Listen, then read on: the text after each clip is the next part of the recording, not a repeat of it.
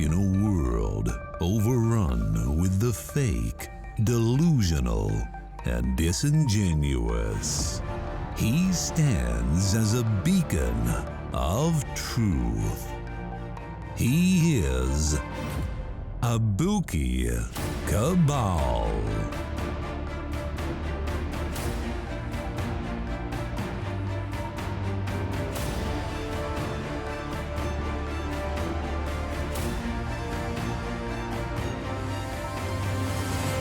You are listening to Abuki Cabal. Welcome to the Abuki Cabal Show. What's going on, everybody? I want to thank everybody for the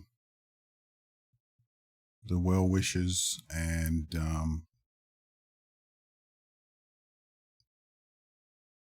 the consolation for my grandmother and my cousin. I put a link to his book in the description. If you guys want to check it out, proceeds go to the family. I'd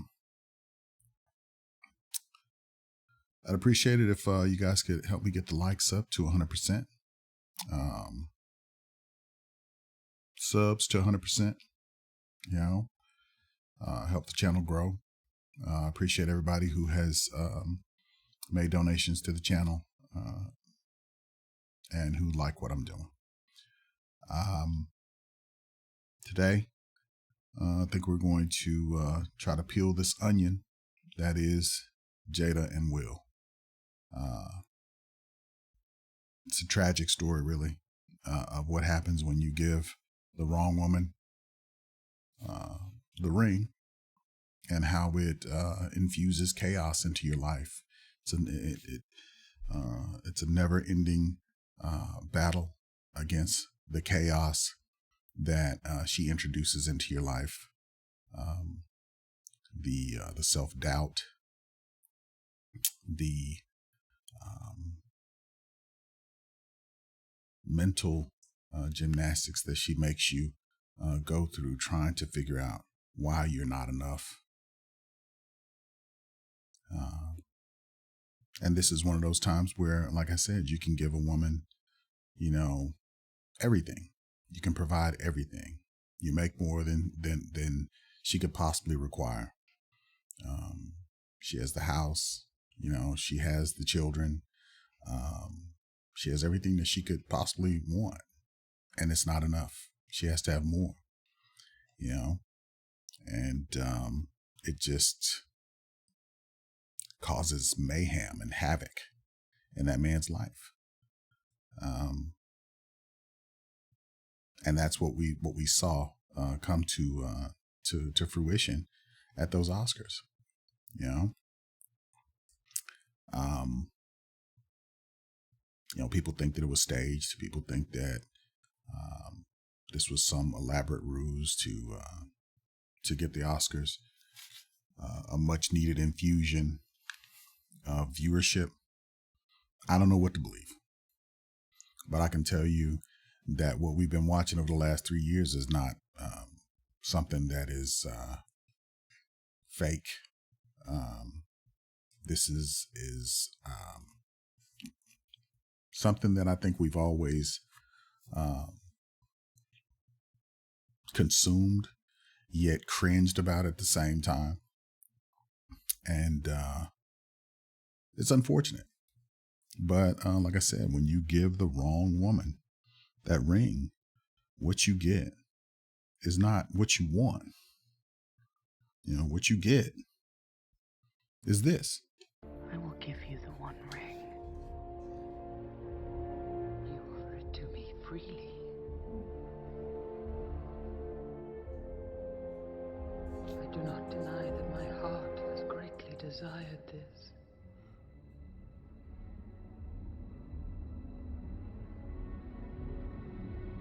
Of a dark lord, you would have a queen, not dark but beautiful and terrible as the dawn, treacherous as the sea, stronger than the foundations of the earth.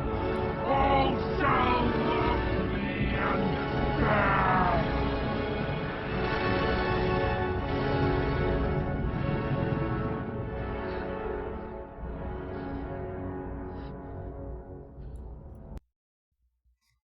That's what you get. You get this. You get a man who basically tells a complimentary joke, because of a compliment. Jada is a beautiful woman, with or without hair. Yeah. And the G.I. Jane joke was, it was not as bad as everybody is trying to make it out to be. And if you go back and you listen to the joke, it was simply, it was more like a comment than a joke. Really. Who would not, watch an action movie with Jada in it, as, continuing that story of G.I. Jane. It was a good movie. It was an unrealistic movie, but it was a good movie nonetheless. It pushed some of the feminist ideals that women can do what men can do. Can tell you that has not happened.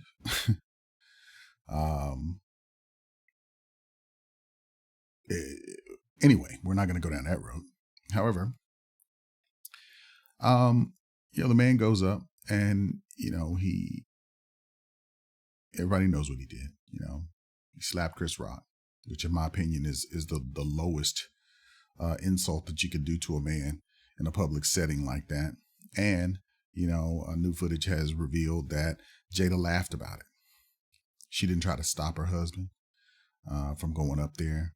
She didn't do anything to try to make that situation better. If she had stopped him as he was going up there, the point would have been made that he defended the honor of essentially an honorless woman, and that's something that you can't do. He can attempt, but let's face it, Jada has no honor to preserve. I read an article where, this was years back when she was talking about the things that happened on the red table and her and Alcina. And they called it the double standard, the slut shaming of Jada Pinkett. Smith. So essentially you had newspapers advocating for the behavior that she exhibited with regard to her cheating on her husband with her son's best friend. And when this happened, nobody's out here, protecting Will for protecting, the activity that that she caused to take place. You have a lot of low-level women out here saying that basically, they want a man like that to protect them, which is insane. You want your man to go out here and basically assault people based on a comment or a joke that they make, which is going to make you manless really quick because it's going to be assault and battery. And that's what they want, to prove that you're worthy to be their man, their protector. That's the sick situation that we're in right now. And you should just see some of the stuff, and we'll go through some of that that's happening on the internet right now. But let's go into some of what's being said and about Will, and how we get to the point to where he feels like he was compelled to protect the honor of his wife, and as his acceptance speech said, to protect women. Okay? Take a listen to this. Each of my siblings remembers that night in the bedroom with me standing there in the doorway. I watched my father punch my mother so hard that she spit up blood. That moment, probably more than any other moment in my life, has defined who I am today. Will Smith gets deeply candid about his childhood and his mother's abusive relationship with his father in his new YouTube original series, Best Shape of My Life. There was so many kind of highs and lows on the emotional front. You know, I cried, during the filming, and I'm not a big crier. It was shock, it was like profound moments of insight and revelations. On Thursday, episode 5 of Will's 6-episode docuseries dropped. The episodes follow the 53-year-old actor as he reflects on his upbringing for his new memoir, Will. Daddy-O was one of the greatest blessings of my life and also one of my greatest sources of pain. There were 2 issues. First, he had a brutal temper. And second, his drinking. When he was angry or drunk, he became an idiot. He would break his own rules, subvert his own objectives, destroy his own things. My mom is in many ways the total opposite of my father. Whereas Daddy-O was the boisterous, charismatic center of attention, my mom carried a quiet, reserved elegance. Will recalls one particularly bad night when his father hit his mother so hard she spit up blood. Each of my siblings responded differently in ways that would go on to define who we were for much of our lives. If Harry was fight, Ellen was flight, and I became a pleaser. I wanted to please and placate him because as long as Daddy-O was laughing and smiling, I believed we would be safe. My little 9-year-old brain processed Daddy-O's abusive episodes as somehow being my fault. I should have been able to keep my father satisfied. I should have been able to protect my mother. The Pursuit of Happiness star added that he carried the guilt of doing nothing to help her in that moment for a lifetime. My young identity congealed in my mind, an unshakable feeling that no matter what I have done, no matter how successful I've become, no matter how much money I've made or how many #1 hits I've had, how many box office records I've broken, there's that subtle and silent feeling always pulsating in the back of my mind that I'm a coward, that I've failed, that I'm sorry, my mom, so sorry. Will's mom. Okay. So we have a situation where Will feels like he was unable to protect his mother. Okay. So that set him on a path to, as he says in his own words, of being a pleaser. And, if you're put into a situation where you are feeling like you have to please women in order to,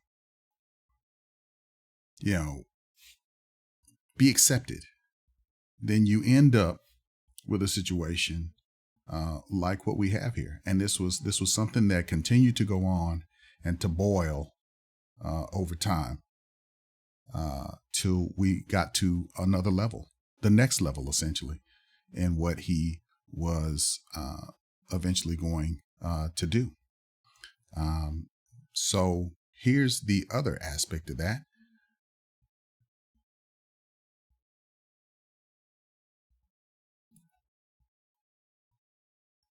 Right here.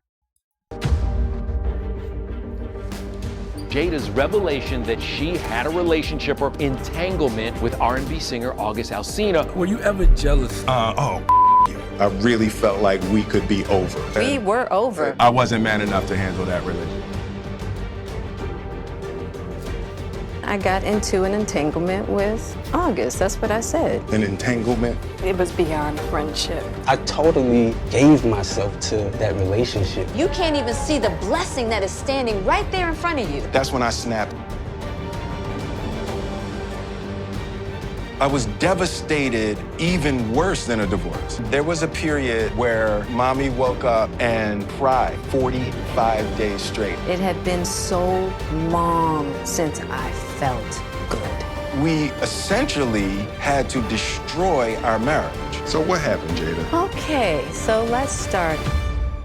When Will Smith met Jada Pinkett, he saw a perfect future with her. We came together young, and we were both broken in our own ways. I said, "Hey, Jada, what's up? It's Will." She said, "Hey, how you you doing? I said, good. I said, are you seeing anybody? And she said, no. I said, cool, you're seeing me now. And my dumb ass was like, okay. I just wanted it to be the two of us on a mountain because I was like, this is serious business. I knew that there was something in our energy that would be magic. With Jada at his side, Will thought he could overcome his painful past. I told you the first year we were married that I can love you through anything. And I didn't believe you. I was building a picture. I grew up in a household where I was scared and watched my father beat my mother up. So I was gonna build the complete opposite of that. But there was one person messing up his perfect vision, Jada's childhood best friend. Were you ever jealous of the love Jada had for Tupac? Jada's my heart. She will be my friend for my whole life. It was beyond friendship for us. He was like a brother, father figure to me. But she just loved him like he was the image of perfection, but she was with the Fresh Prince. I was deeply, deeply insecure, and I wasn't man enough to handle that relationship. So what happens to a man who is insecure about his relationship in the beginning of the relationship and essentially has to compete with another individual for the love of his life? I mean, can you see how difficult that would be to deal with Will trying to fabricate this perfect union that is nothing like what he's running from, which is his inability to be able to protect his mother from an abusive relationship. Now, we only see this from a one-sided perspective of a 9-year-old child, but that is where we are. This is the formulation of adult Will's psyche. All right. This is not healthy. From the start, it's not healthy. Will didn't come to this with a blank slate. Neither did Jada, but they're talking more about Will than they are about Jada right now. But let's move on. And when Tupac died, Jada was devastated. When you have somebody that has your back, when you feel like you're nothing, that's everything. The type of relationship we had, you only get that once in a lifetime. Obsessed with proving he was good enough for Jada, Will was blind to how she felt. On the inside, I was still that same insecure little boy that was trying to prove something. I had a public perception. He had the public that perception I wanted that he to project of our relationship. And instead of speaking up for herself, Jada was suffering in silence. I'd been trying to live up to an expectation for Will. I felt that money and winning made a good relationship. We're succeeding in the world. That means our relationship is good. Externally, our family was winning. There was a period where mommy woke up and cried 45 days straight.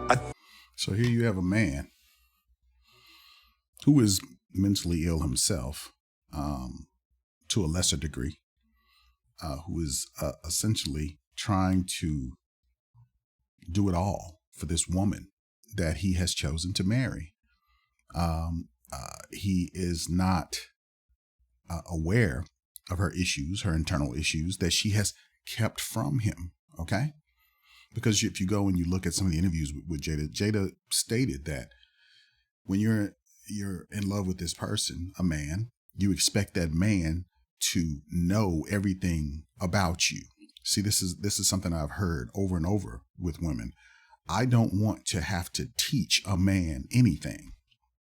But that's essentially what you have to do. You're with this man you're essentially in a new relationship. Forever is a long time.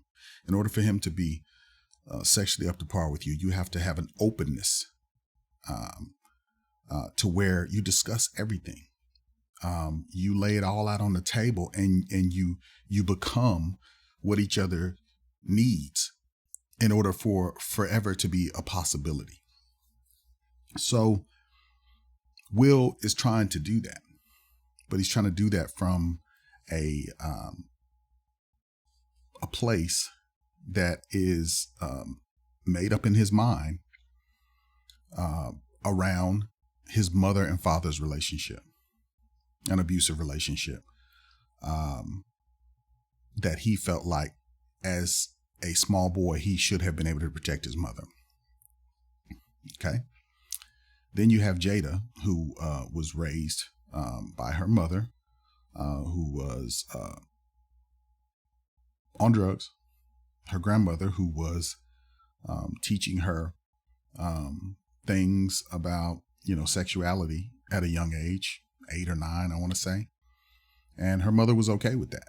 So you have her having her issues and her own issues with men based around her perception of her father and her mother's relationship. And then we get into the fact that Jada did not accept traditional values with regard to marriage, i.e., openness and openness with sexuality, which was probably perpetuated by her grandmother teaching her how to masturbate at a young age, which today we would say is child abuse and sexual manipulation of a child. So let's move on. I think that's the worst I've ever felt in our marriage. Will, throw away everything that's happening in the outside world. Your career, everything. And it's just me and you on an island. Damn. What do we have? When Will planned an extravagant birthday party for Jada against her wishes, they finally hit the breaking point. I just wanted to have intimate time. She's told me that the party was the most ridiculous display of my ego. I was crushed because it was true. It wasn't a party for her. When she called me on that, that's when I snapped. I was an insecure little boy that wanted Jada to say I was great. And if she didn't say I was great, the dragon came out. You can't. And that's every man. Every man wants their wife to think of them as great. That's why every man is in a constant pursuit of acceptance from that woman. And before the woman that he chooses as his wife, he's trying to get acceptance from women. Now, we back this up to a generalized view of the situation. You have men out here trying to be accepted by women, trying to do what they think women want them to do and to be what women want them to be. And then they're still not accepted. Imagine what kind of stress and pressure that puts all men under. And you'll see that this isn't unique to Will. Will wants to be accepted by his wife. He's trying his damnedest to be accepted by his wife, who he feels from the display of actions that she is constantly undergoing and exposing to the public, that he's not good enough. So the pressure continues to build. You can't even see the blessing that is standing right there in front of you. Will and Jada separated in secret to protect their perfect family image. I can't be loving right now. I can't be kind right now. So you have to let me go. Yeah. And when I come back, I will come back in a way that is the way you deserve. It would have gone bad. Yeah. And we both instinctually knew. We decided that we were going to separate for a period of time, and you go figure out how to make yourself happy, and I'll figure out how to make myself happy. Well, Jada tried to find happiness by putting someone else first. August Alsina and Ain't nothing that can get you over a bad situation, bad feelings, that, dip in life like some new penis. Don't you think? And for us guys, we tend to do the same thing. We replace the old with some new, more vibrant, youthful, coocheroo, as I call it. Okay? So you see some similarities in the way that we go out and go do things in order to make ourselves feel better, to basically anesthetize ourselves to the pain that we are going through in life. And this is what Will is doing. And this is what Jada did. Jada went out and got her the closest thing, the most available person, to where she wouldn't have to be that vulnerable. And it was the dude in the next room who was her son's best friend. Now imagine how, you would feel as a husband she has essentially left him. Now, they said it was amicably, but she was the one who showed displeasure and called him out on the birthday party and said that basically, I'm out because you don't see me, which is what you hear a lot of women say. You don't see me. You don't truly see me, but it's because you're not telling him anything. You're not exposing yourself. You're not putting yourself in a vulnerable position to be seen. And then you're still holding that man responsible for him not being able to see you internally. It's because you're hiding. Upcoming R&B singer who is struggling with a serious autoimmune disorder. I was in a lot of pain and I was very broken. You know that? Never mind August, who's going through his autoimmune situation, which, they're not saying what that is, but, autoimmune diseases can be devastating. So Jada's in a position where, entertain me, please me, make me feel good, And we hear this. All you got to do is open your ears and listen. Listen to women when they are talking about being in pain, being hurt, not being pleased. And it's all the same. It's the same argument. It's just repackaged and presented in a different way. It's because their view of what the world is supposed to be is never actually what the world is. And then there's a position that they put themselves in to where I can't make myself vulnerable. I can't really show my true self because then I'll be ridiculed. Now, supposedly she's, having these hair issues and all of this other stuff, but none of that's being talked about. And I've yet to see a photograph, a video of her in a hair situation that was not beautiful. Okay. Even when she's bald, she's still extremely attractive, and she is keen and very used to using and positioning herself as a victim in order to get what she wants. I mean, I can see that. So, and Will is in a vulnerable situation where that's all he wants to do is to give her what she wants. So I can see how a man could be positioned into a relationship to where rather than be without you, I will allow you to do whatever it is that you want to do. Just don't leave me. Okay. And, you can call this what you want. You can call it a moist situation. You can call it a spineless situation. You can call it whatever it is. But I can guarantee you that every man in his own way capitulates to his woman in a way that another man looking from the outside in would deem as a weak position to take.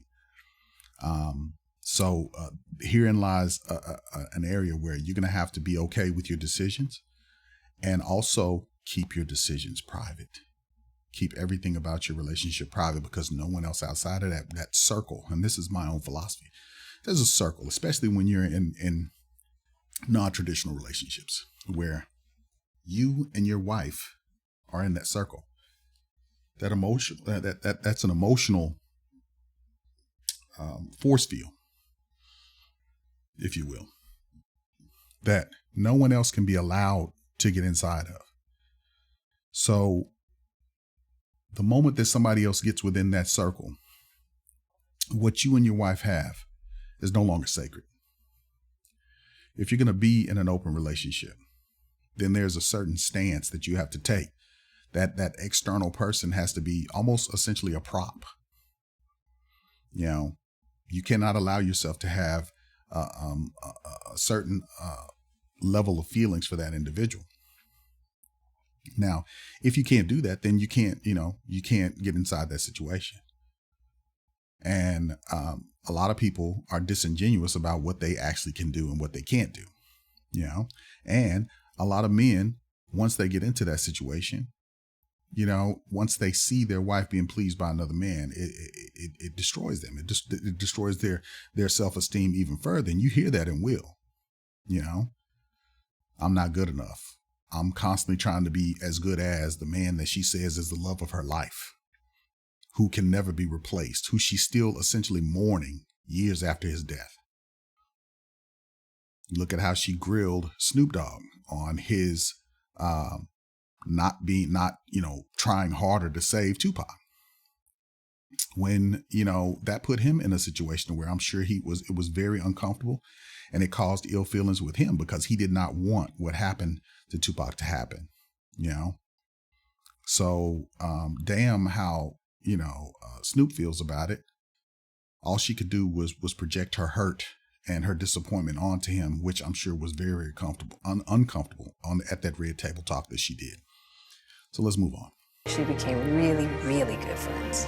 And it all started with him just needing some help. Me wanting to help his health, his mental state. While Will, he was vulnerable, very, very vulnerable, and in a position to where she could control him and manipulate him to give her what she wanted to feel good.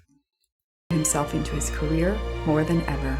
I was failing miserably, but on the outside, I was winning. I shut down for 2 entire years.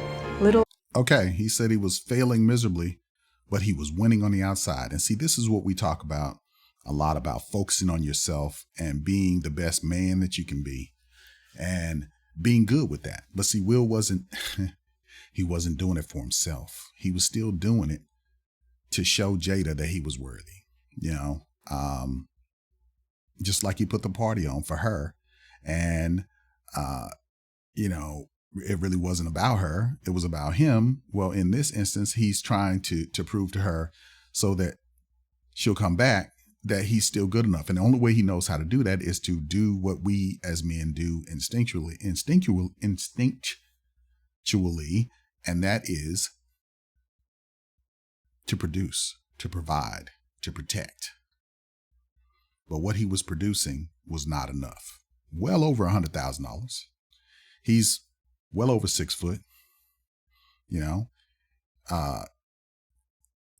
but he still is not Tupac. He's not viewed by her as the man that Tupac was. And Pac went through his own things with regard to when he treated women well, they disrespected him. When he treated them like bitches, then they respected him and they wanted him even more than ever. Okay? So that therein lies the other conundrum that we have to face as men. All right? So let's move on. Little did Will know someone else was finally putting Jada first. Due to the transformation from their marriage to life partnership, I totally gave myself to that relationship. I got into an entanglement with August. See, that's disingenuous. An entanglement. She couldn't even say a relationship, which shows another side of manipulation and lack of accountability and transparency that you see with Jada. I mean, and this is pretty privilege at its best, and she knows she can get away with shit. That's what is so uncomfortable about this is that she knows. I look at her and I can't help but say she is very attractive. There's always been something about her in the public, even when she was on A Different World and whatnot. And her characters, each one of her characters, I think showed some underlying small peek into who she was. And there was something uncomfortable about it as I watched her throughout the years, but I was still attracted to her. And now it's all kind of coming out that, there are these little indicators, these red flags, these hints of, no, you don't want to go there. And I see it even in this picture, looking at her. There is a vulnerability that she tends to make me feel with regard to dealing with her. And I can only imagine what it's like in person, how people have that effect on you. I think Nicole Murphy has the same ability. Being in her presence, her eyes, the way she carries herself, that slick slyness, that tilt to the head, to the side, that ability to persuade is so attractive and so powerful. But let's move on. That's what I said. An entanglement, a relationship. It had been so long since I felt good. And it was really a joy to just help heal somebody. Yeah, to be with somebody who is not Will Smith, who doesn't have as much as Will Smith, who is not of the same stature, who really is not even on her level. She has, she has a bit of social age rank on him that will allow her to manipulate situations effectively. That's the way I see it. And these are things that she's saying yet not saying. So let's move on. Will's biggest insecurity coming true? I was devastated, even worse than a divorce. I really felt like we could be over. We were over. Divorce wasn't an option. I was scared that she might. We did everything that we could to get away from each other, only to realize that that wasn't possible. Will realized his obsession with the perfect relationship was ruining his marriage. To have to let go of the picture, to have to let go of the dream was devastating. We essentially had to destroy our marriage. I was unaware of what it meant to truly connect with somebody. I worked on myself. I've read 50 books on marriage and relationships. So here you see him pouring everything he has into trying to be better. What was she doing to try to be better in their relationship? She was trying to be better at not being in a relationship with him. So here you have this man pouring everything he has, and this is Will Smith, but this is not just about Will Smith. This is essentially damn near every man who is in a situation trying to do the best he can with a woman who is not as supportive as she needs to be. Something out there is calling her that's better than the situation that she's in. The need to be entertained, the need to feel good all the time, the need to be the center of attention. Okay? It's not to support her husband, to make sure that he has what he needs in order for him to be successful and for them to be successful as a couple. It's all about me, I, and not us. See? And that's one of the main things that we hear over and over and over, especially with regard to Black men, talking about our struggles with trying to find a marriage material in Black women, and this isn't, and I hate that I even have to say this, all Black women, because this you assume that you're having an intelligent conversation with intelligent people who can discern between those that we are not talking about and those that we are talking about. So let's move on. Not going to fail in this marriage. And when Jada realized she was about to abandon the only person who wouldn't give up on her, she needed to hold herself accountable too. I thought it was his job to make me feel a certain way. I had to break that fantasy. It's just a lot of stuff you let slide that angers you, and you get resentment, but you don't change it because you're scared. I had to go away, gain my strength as Jada again. Not mommy, not wife, Jada. It was time to rebuild their marriage as a true partnership, letting go of insecurity and facing their flaws. Working through it, fighting through it, talking through it, therapizing through it. As much as we wish our partners could be perfect, as much as we wish that they never hurt us, that they came into relationships with no flaws, we don't. I'm not perfect and I'm not going to get perfect. And I can see what his flaws are. I can see where his hurts and his traumas are. The one thing that I think has been the greatest motivator and asset for me with you is your absolute refusal to accept anything from me other than the best that I could possibly be. And vice versa.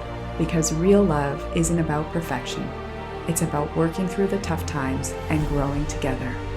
Now, see, this is the gushy presentation. See, this is the presentation to make you believe that they're winning. Okay? This was put out there. This is July, 2020. Okay? So there you have that part of it, And then you have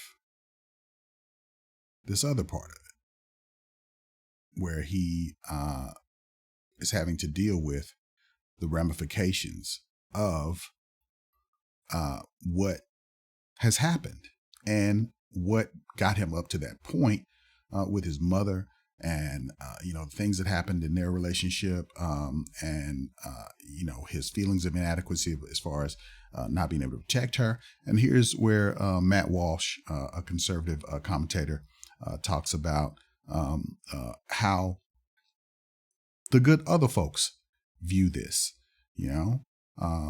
Will was their golden boy, and people say, well, Will's not gonna, when people say that Will has set us back. Well, let me tell you something. People fought for a long time not to even see us in there. And now that we're in there, we do this. We have a situation where one person does this, and they're not going to think. It's just like, nobody is thinking about anybody else who won. Samuel Jackson, any of the other people who won that night, the producer being black, none of that. Nobody's talking about any of that. They're talking about how Will Smith went up there and slapped another black man. Okay. So, fair use. Let's hear what Matt has to say about this. Which I promise I'll never speak of again after this moment. It's probably true that too much has already been said about Slapgate, but then again, it's one of the most entertaining news events to occur in many years. So, we're always kicking one dead horse or another in our country, so why not this one? Still, even though Will Smith's assault of Chris Rock has been discussed, debated, analyzed, dissected, interpreted, examined, scrutinized in every possible way, from every possible angle, seemingly, there's one point about the incident that has not been made, or at least not been made enough or loudly enough. And I'd be remiss if I allowed the week to end and officially retired from Slapgate discussions without bringing it up. And here's the point. We know that Will Smith is a neutered cuckold prone to violent and performative rage. That much has been established. And he's received plenty of much-deserved criticism because of that, and also plenty of not at all deserved support. And yet the biggest villain in this whole situation, the person who shares at least as much of the blame, if not more, has been left off the hook entirely. And that would be Will Smith's wife and lots of other men's girlfriend, Jada Pinkett Smith. Before we talk about her role in the slap that will live in infamy, we should take a look at Jada's background. Now, aside from the fact that she's been an actress for 30 years and has yet to appear in a good movie in her entire career, the first thing to establish about Jada Pinkett Smith is that she's extremely weird and creepy.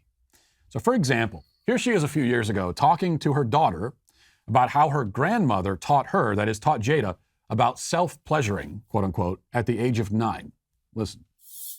My grandmother taught me about self-pleasuring because she wanted me to know that that pleasure was from me. Exactly. She didn't want me to fall into the hands of a man, and if he gave me pleasure, to think that that was him. Yeah. And she taught me at 9.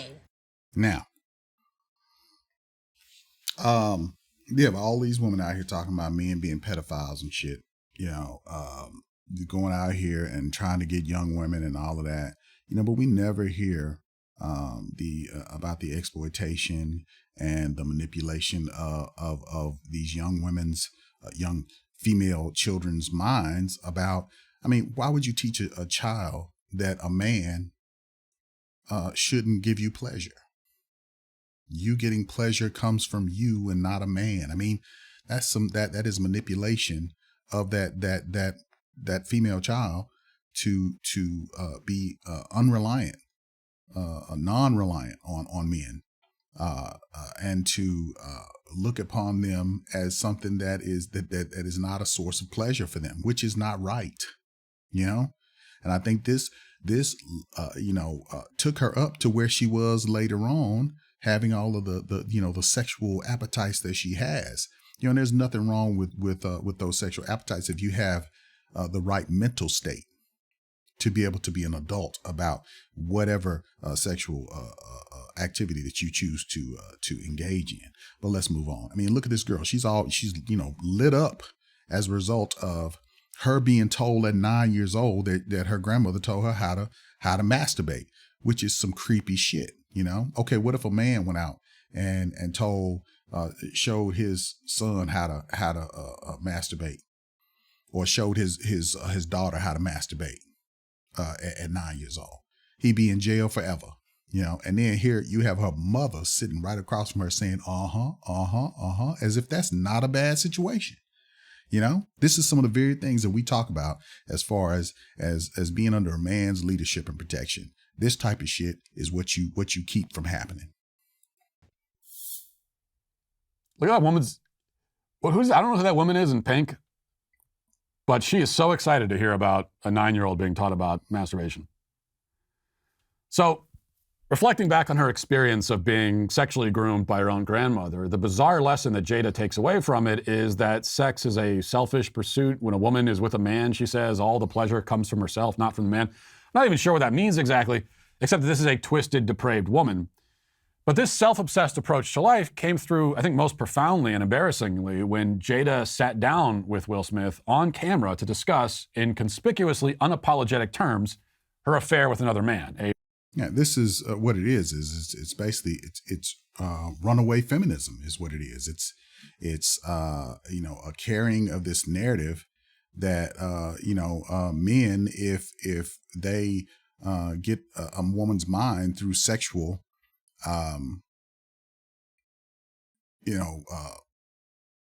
means, or what they view as manipulation, that she won't be able to think right. She won't be able to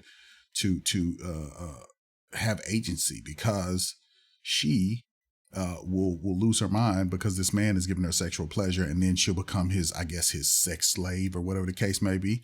I mean, that's just bullshit, and it's a furthering of these creepy ultra feminist ideals about how a woman should think, and they indoctrinate these young girls into this thinking to the point to where we have what we have today, which is, I don't need a man, and I can please myself. I can go get me a bunch of machines and stuff, and I can get through life without a man. And it's ridiculous. But let's move on. A rapper named August, who is only a little bit older than her son. Let's go back and watch that again. As time went on, I got into a different kind of entanglement with August. And one thing I want to get clear about and clean up, one of the things that was kind of swirling in the press about you giving permission, which is, the only person that can give permission in that particular circumstance is myself. Yes, exactly. Yeah, is that really something that you want to push at this point with your husband sitting across from you, having to explain why your nasty little business is all out in the public eye, which could cost him money, cost him his view as a man in society, with all of these other people around who judge you based on how you conduct yourself in your relationships, personal and business?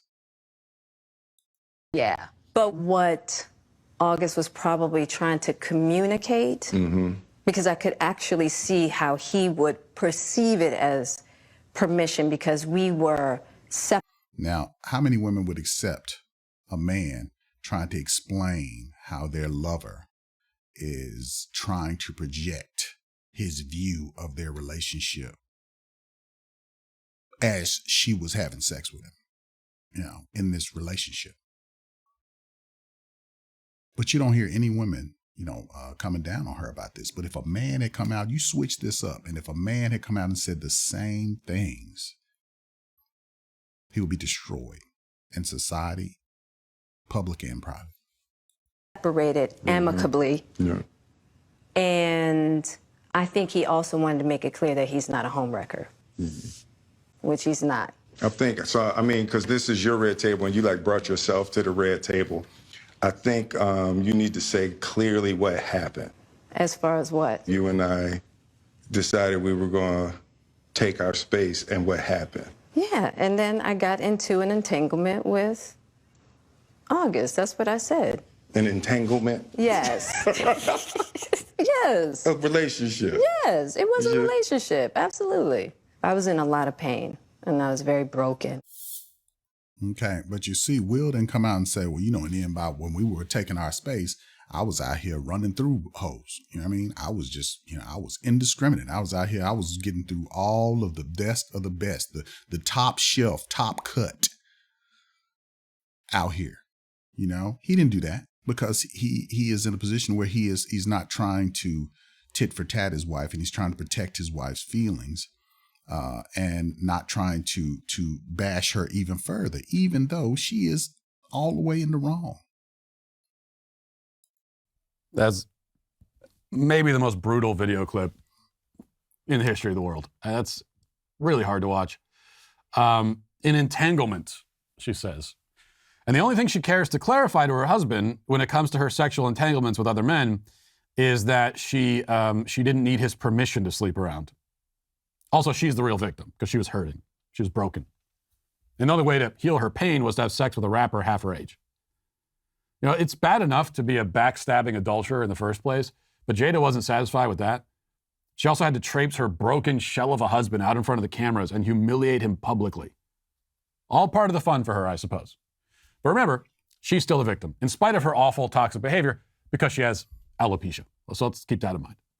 That brings us to the fateful night this past Sunday, when her husband once again humiliated himself in front of the world and probably blew up his career in the process. It was a decision he made, and he carries the blame for it, but it's fair to wonder what Jada was doing while her husband was getting up from his seat and strolling towards the stage. It's not like he got up and ran, by the way. I mean, he got up and walked. So she would have had time to stop him if she was interested in stopping him. Well, we know what she was doing because a clip was released, and that clip shows that Jada watched him walk up there. She didn't try to stop him. She sat with her legs crossed. And when he slapped Chris, she laughed. And then when Chris said, "Wow, Will Smith just slapped the shit out of me," slapped the mess out of me. I can't remember what exactly he said. I think it was slapped the mess out of me. She laughed at that. So that was funny. Her alopecia is not funny, but him getting slapped and her husband's career going down the drain as a result of trying to defend the honor of an honorless woman.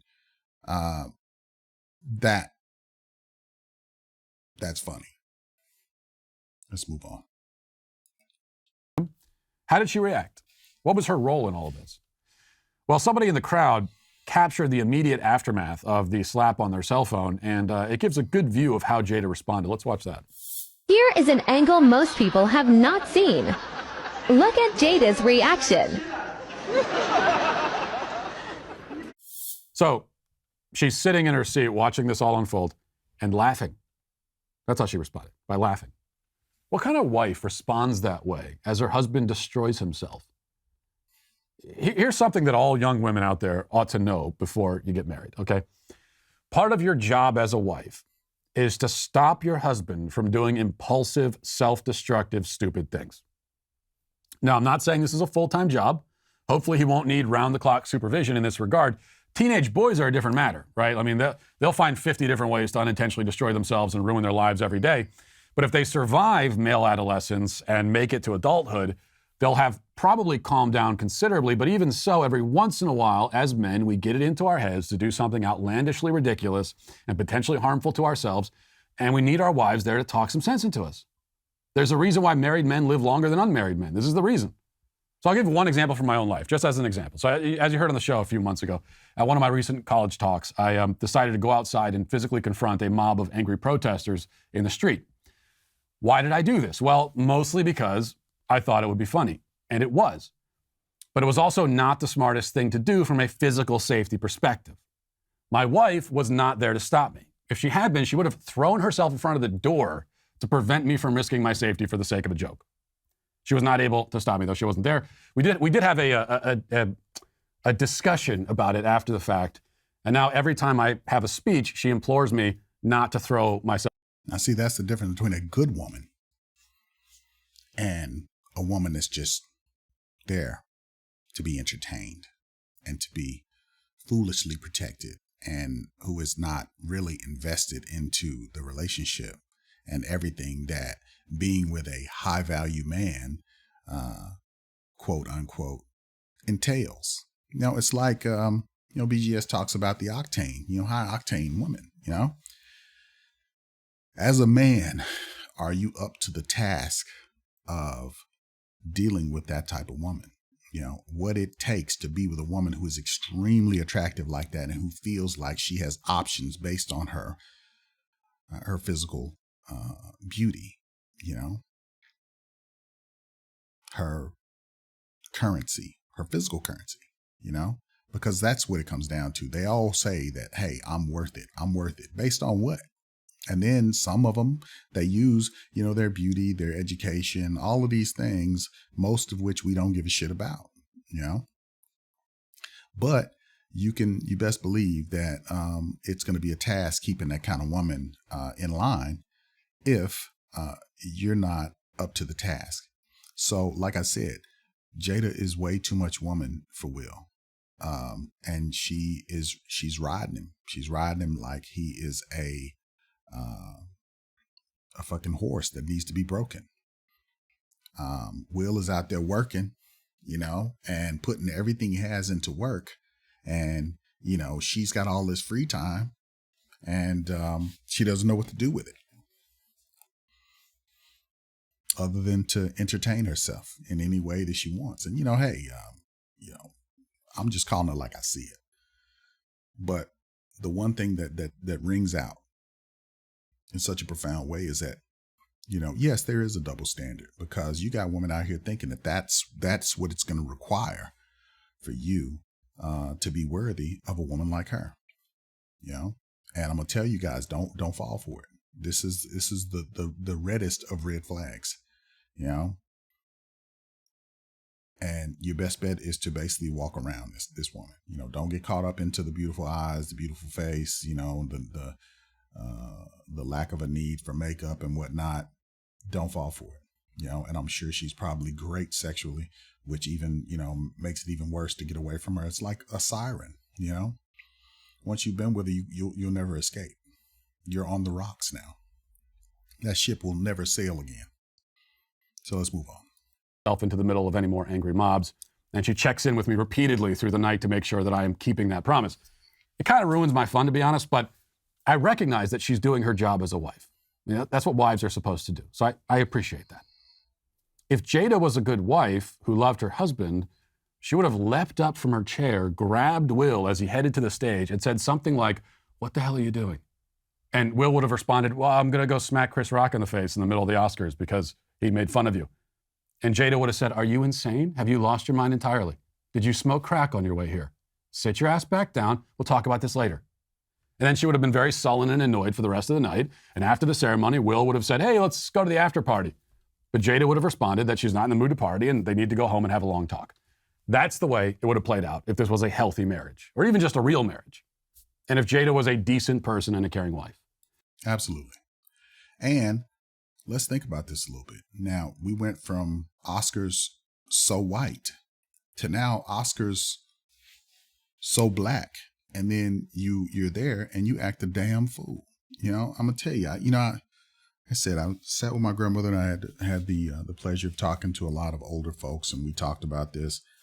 My dad said basically, you don't talk about a man's wife no matter what she does, you don't do that, because you're out of line. Okay. This is the social order from, 50 years ago.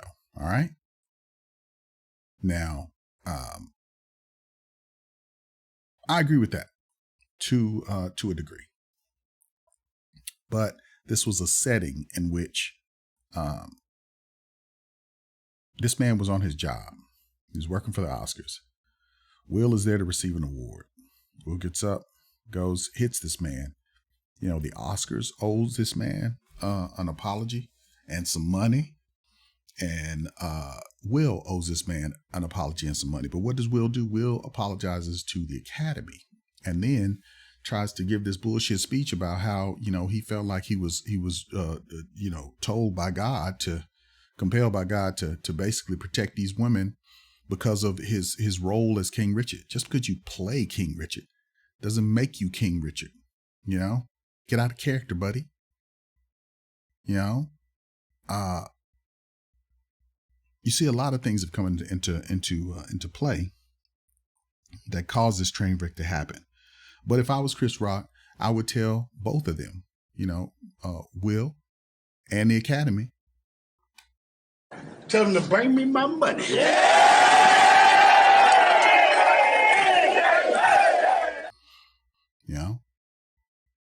Bring it on. Write that check. Don't be mad about it. Don't ban me after that because, it was your job to protect me, Any other job is supposed to provide some level of protection to their employees. Why is that not the case now with this? And then, look, Will wouldn't win in any court in the land in a libel case. Okay. So there you have it with that. We'll finish this up and then we'll move on. Instead, she sat there and laughed as her husband imploded in front of the world. Probably enjoyed the whole spectacle. She obviously has a thing for embarrassing him. Sure, he seems eager to participate in his own self-debasement, but that's no excuse for Jada Smith. And so that's why she is, today, at the end of the week, finally canceled. Yeah. Horrific. This mess that he finds himself in,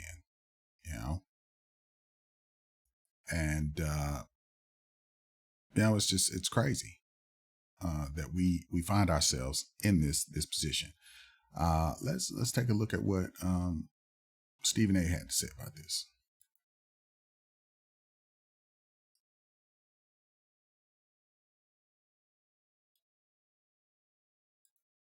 What Will Smith did tonight was straight bullshit. Props and congratulations to him for winning the Oscar, because damn it, he deserved it. And I love the brother and I'm proud of him, but boy, was that a shameful act for him to commit tonight. To go up on stage and slap Chris Rock like that, he's lucky he didn't get his ass kicked, particularly after the event was over. If not by Chris Rock, to the fellas he had there with him. Damn. Denzel and Bradley Cooper and Tyler Perry having to calm you down, your publicist having to run out and calm you down. Damn, come on, bro. Come on, man. There's no excuse for it, ladies and gentlemen. Don't even try to justify it, okay? Chris Rock said it years ago. Every time black folks doing something, you know who messes it up. I never dreamed in my wildest dreams I'd be saying that about Will Smith. A black man, Will Packer, did a phenomenal job producing the Oscars, and you do this to stain yourself, to stain the Academy Awards? Damn. Well, Will Smith did. Exactly. And then you see that since then, Will has resigns from the Academy. The Academy has accepted his resignation, the resignation of a heartbroken Will Smith after the Oscar slap of Chris Rock, so there it is, no one wins in this situation. And then Chris Rock is going to have to live with this humiliation forever. We're seeing murals all over the place with Chris being slapped, Japan, Berlin, all over the place. This is a slap that's going to be repackaged and characterized around the world. And most of it is not in a way that is flattering to Chris. One of Chris' friends went out and had dinner with him, and he said that Chris flinched. And he was like, "What's the matter with you?" Chris is damaged as a result of being slapped like that. Now, a lot of people, like I said, have their own views about what happened, whether who keeps their hands behind their back and all that. And he leaned in. Maybe he leaned in so that he could hear him, because it was loud in there. That's another thing that people I don't think take into consideration. It is loud in that place. Maybe he thought he was going to say something to him, and not slap him, because no one thought that he was going to slap him. I don't care what people say now after the fact, but no one expected that to happen. Even Will talked about King Richard and his obligation to protect. King Richard weighs in on Will Smith's slap at the Oscars, and he said, look, he doesn't advocate that. Doesn't advocate slapping folks. So I'll put this in the description. You can read that. Chris advocated for Will the whole time. He basically told the LAPD that he did not want to prosecute. When they wanted to remove him, they said that he didn't want that.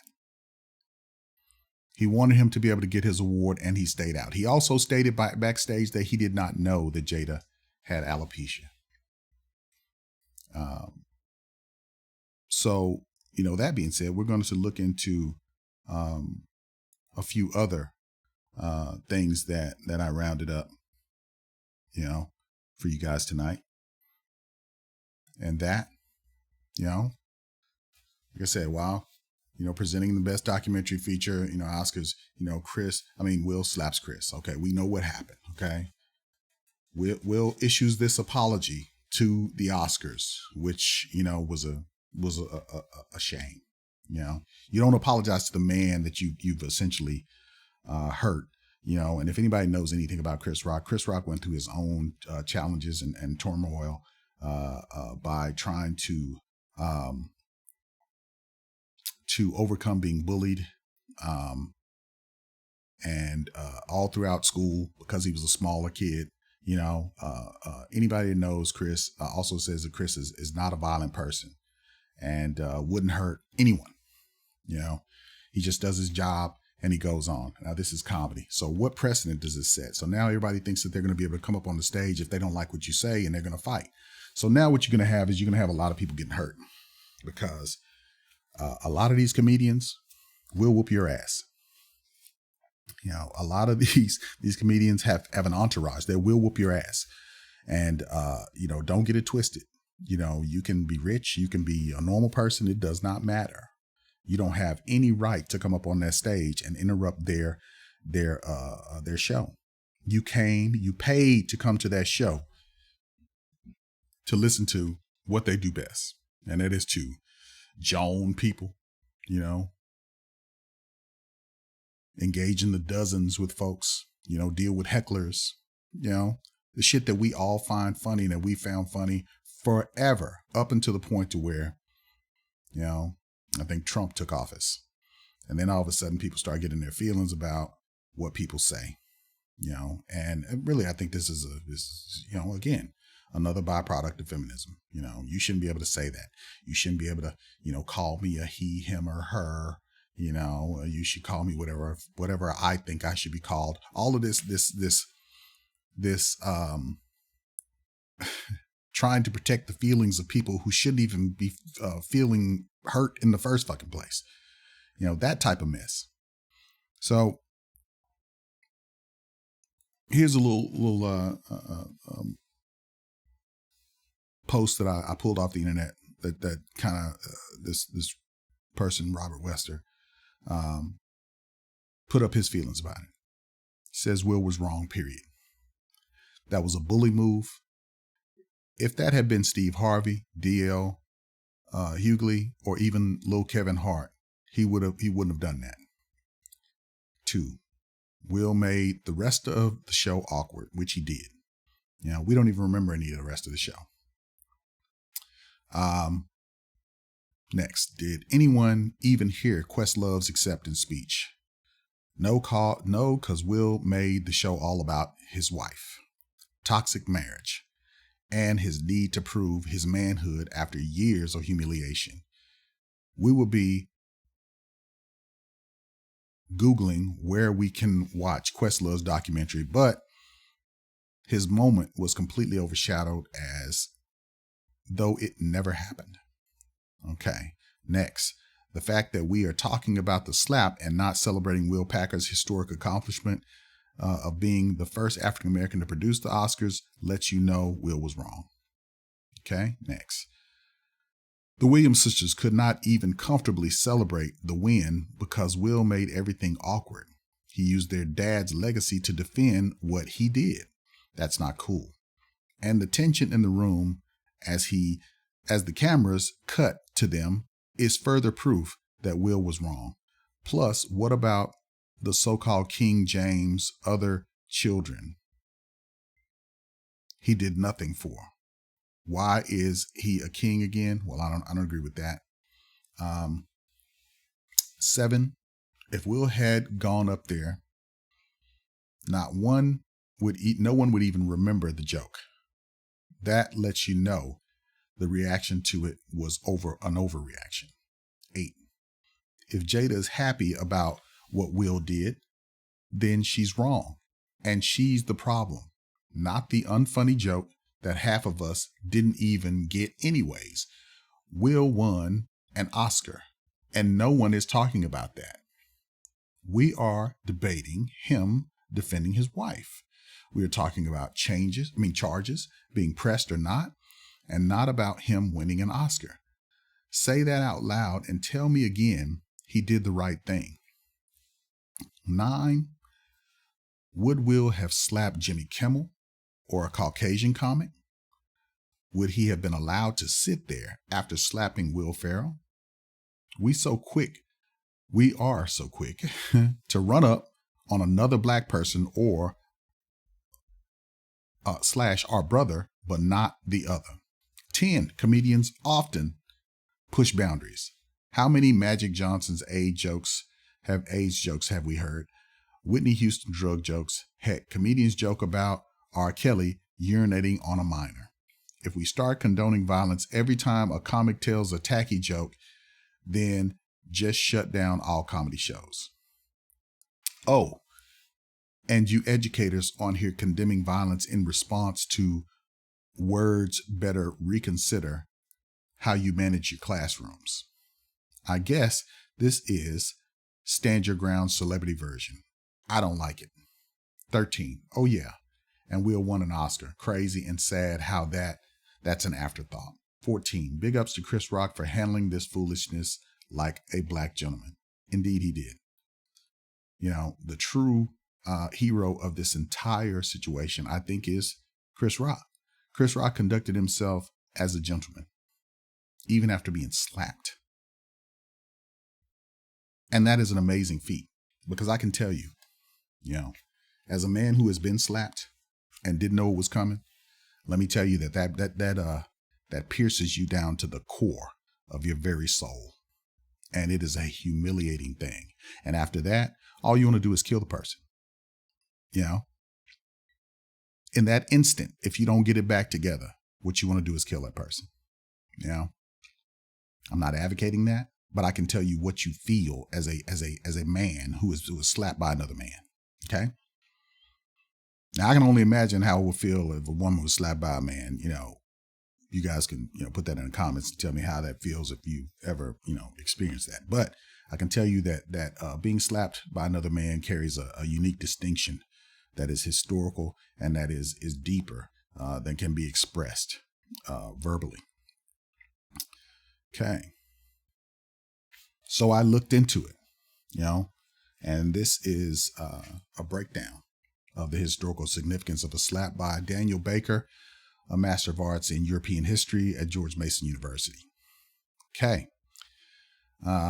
He talks about whether men slapped other men in order to challenge them to a duel. And he said that, that they didn't. It's a myth.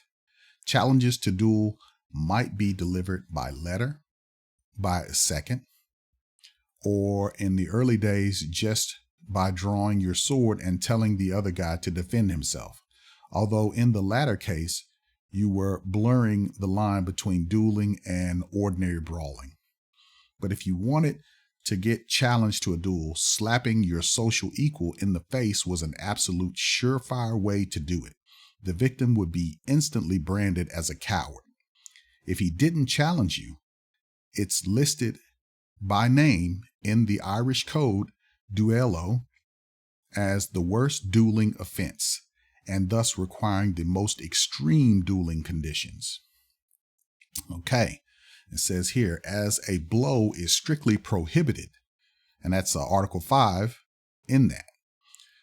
It says, as a blow is strictly prohibited under any circumstances among gentlemen, no verbal apology can be received for such an insult. The alternatives, therefore, are the offender handling a cane to the injured party, handing a cane to the injured party to be used on his back at the same time begging pardon, firing until one or both are disabled, or exchanging 3 shots and then begging the pardon without the proffer of the cane. Okay, so I guess proffer or preference of the cane. Okay, and it says, yikes, the myth that slapping was a means of challenge rather than getting challenged may have arisen from the earlier medieval custom of throwing down a gauntlet. a glove or glove, often armored, as a challenge to trial by combat. Picking up the gauntlet was an acceptance of the challenge. This seems to have morphed in the popular imaginations into the image of slapping someone with a glove, but it rarely, if ever, happened in real life. Okay?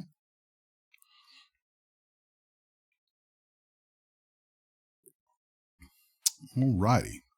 So there you have the significance of that, and how serious an offense that was. So a few other things that I found in the search for what people were feeling and talking about with regard to Will and Jada is, here's a person, Silver Cyborg, that says, Will wants to love Jada so much that he's now emulating the dude she really wants to be with. Okay? Further humiliation for Will. Okay? Here's another one. Okay? It says, you can protect black women and not condone violence against black men. It's not mutually exclusive. And then this guy says below that, the niggas on here trying to use Jada's name to push a protect black women narrative like she hasn't been running her husband's image through the mud the last 3 years for no reason. Okay? And here you have Matt Walsh, who you just saw. And he says, Will Smith will not tolerate other men making jokes about his wife. He will, however, tolerate other men having sex with his wife. This is a man of principle. Okay. Then he makes another tweet down here that says, pretty sure that any normal human being who walked on stage during an awards show and slapped a man in the face in front of thousands of people will be in handcuffs within 15 seconds of the assault. Okay, here you have another one that says, now we got to hear, if you stepping behind me like Will for the next couple of weeks, please shut the fuck up. I agree. Let me read that again.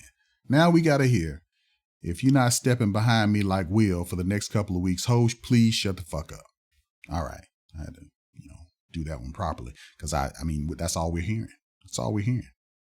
And here's the other one where, we hear from, some of the more prolific feminists who are out here, speaking up. We have a just deleted tweet from Ayanna Presley, saying, hashtag alopecia nation stand up. Thank you, Will Smith. Shout out to all the husbands who defend their wives living with alopecia in the face of daily ignorance and insults. Hashtag Oscars. Women with baldies are for real, men only. Boys need not apply. So here you have shaming with regard to a man who, I guess, speaks unfondly of bald-headed women. I myself have no preference. I think if you're sexy bald, you're sexy with hair. I would rather have you bald than have you with a lace front. And everything that you hear these people say is entirely irrelevant. Okay. And then you have, the woman down here who basically tells all of the, telling all of the women, you wear a crown on your head. She's bald, and this is that a furtheration of that queen shit, queen without a king complex. Okay. Here you have, one of the, the effinists saying the Academy does not condone violence of any form. Okay. So she says, the Academy does not condone violence in any form. Tonight, we are delighted to, to celebrate the 94th Academy Award winners who deserve this. And then she's like showing Harvey Weinstein, Polanski, and I forget the other guy's name. Okay, all of that entirely irrelevant. Different situations. And these guys were celebrated for their work, not for being abusers of people. And they didn't run up on the stage and slap anybody or run up on the stage and sexually assault anybody or any of that. So entirely irrelevant. Moving of the goalpost of the highest order. Don't fall for it. Okay. Here's another one. I know the Academy Awards aren't talking about ethics now. Will Smith may be asked to hand back his Oscar after breaking the Academy's code of conduct, sources tell the New York Post. So, any kind of accountability, these people don't want to come into effect because, they want their man to essentially do the same thing that Will did. And that's crazy. That is absolutely nuts. So, I had one more here I was going to share with you.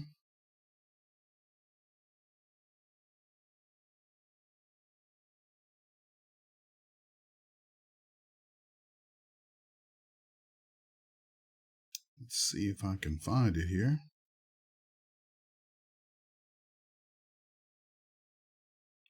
All right. So apparently this isn't the first time. We thought Will was not, a violent person. However, Will had an altercation in 1989 where he was arrested for assault in Philadelphia. A previous assault case involving Will Smith has resurfaced after the slap of Chris Rock in the 2022 Oscars on Sunday, March 27th. As per reports, Smith was arrested over an alleged vicious assault that took place in Philadelphia in 1989. Smith, who was 20 at the time, was involved in an argument that resulted in the man almost losing sight in one eye. The charges against the 53-year-old actor included aggravated assault, criminal conspiracy, simple assault, and reckless endangering another person, but they were later dismissed. According to the National Enquirer, the assault occurred shortly after Smith received his first rap Grammy alongside DJ Jazzy Jeff, as per a police report. Smith asked his bodyguard, Charles Alston, to attack a record promoter, William Hendricks, who needed 6 stitches after he fractured his left eye orbit during the attack. A source told the magazine Will had to spend the night in a cell at the West Philadelphia police station with other inmates waking him up all night asking him for his autograph. It was the worst night of his life. He wants to forget it ever happened, the Daily Mail reports. Okay? So, you have that. And you have other women who are out here saying that they want their men to actually protect them in the same way. And this is unacceptable. If this is where we're going, this is not a good place. And I hope that cooler heads prevail and get this back to where it needs to be, because this is just ignorant. This is not the kind of behavior that a person should have on that level. I mean, you have to conduct yourself in a different way once you get up on that level. And for you to go up there and to slap this man like that, I think I've made my point. That this is not something that should be encouraged.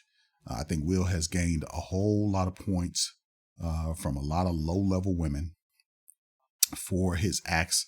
But I'll tell you guys, don't fall for this.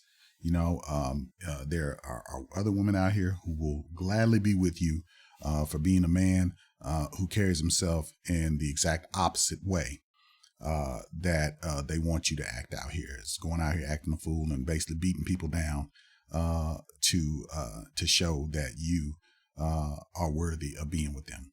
There was a lady who posted, a guy posted his text messages where this woman basically asked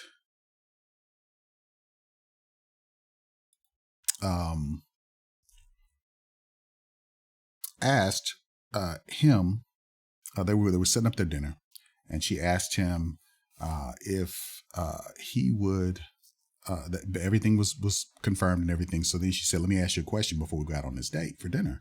And she said, if a man was making jokes about me, say about my body or whatever, what would you do? He said he would basically start, telling jokes about the guy and basically belittling the guy. So then she said, oh, and that's all you would do? And then she said, and then what if he didn't stop after that and he kept going? He said, well, I would continue to belittle him and basically, verbally go back and forth with the guy. So then she said, well, okay, well, I'm okay on that dinner. And then he's like, well, I'm kind of confused. What did I say something wrong? And she said, yeah, you did. She said, you would sit up there and just let this man, talk crazy about me and not whoop his ass.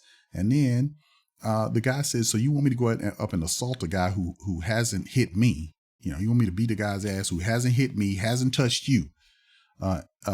He said, you need to stop living in these rich folks' lives and quit playing. So then she said, I'm not playing. You sound real weak to me right now. So then he said, yeah, I'm all right on this dinner. You crazy as hell. And she said, you sounding weak as fuck right now. And bye. Okay. So that was a real text message that happened that this guy posted on Facebook about some dingy ass woman wanting him to basically put himself in harm's way for something that was not even worthy of an altercation on that level. So don't fall into that. So you see that there are women out here that are exactly like Jada on different levels who don't have shit to lose, but you have everything to lose. And they'll watch you lose it just to say, go back to their girlfriends and compete with regard to who's willing to do the most stupid shit to prove that they're worthy of them. I call it jumping through hoops, And you have these women running around saying, oh, they want you to jump on one fucking leg, saying whatever you like the chick in Coming to America. They want you to do that as a man, They don't have to prove themselves worthy, but we're supposed to prove ourselves worthy through dumbass acts, illogical acts. And I tell you, don't fall for that. Walk right the fuck around these women, don't go to dinner with them. Don't take them out on dates. Don't engage with them. Don't fall for that big booty and pretty face shit. You vet these women appropriately and go with the woman who is going to treat you like the woman who has been described throughout this broadcast. Okay. And I'm going to go ahead and I'm going to end it there. You guys, appreciate you guys sticking with me and, supporting the show. Please like, share, and subscribe. Can we get those subs up to 100%? I got like 60% of people out here who are viewing and coming back as regular viewers, but not subbing, and hit that update button, where you get to see the new shows as they come out. I try to crank something out, at least once a week, but I'm doing a little bit better than that. Hit my first 100 shows, so I'm trying to, hit my next 100. So thank you guys for hanging out with me, and thanks for all the prayers. And I guess we're just gonna keep plugging. This is for you, Ganny. I love you always.